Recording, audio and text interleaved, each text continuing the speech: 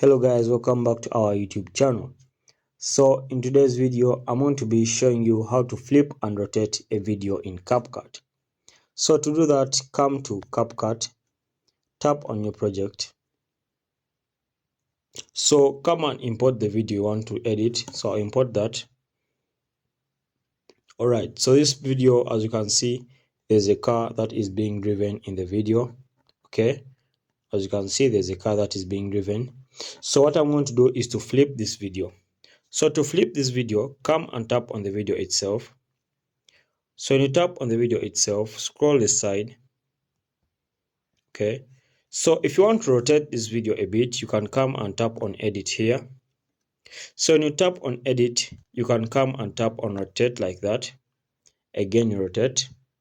So when you rotate it like that, basically it will be playing upside down. So that's the true meaning of flipping or rotating a video in CapCut. So let me play it again and you prove that it has been rotated. So as you can see, the video is playing upside down and the car is being driven upside down.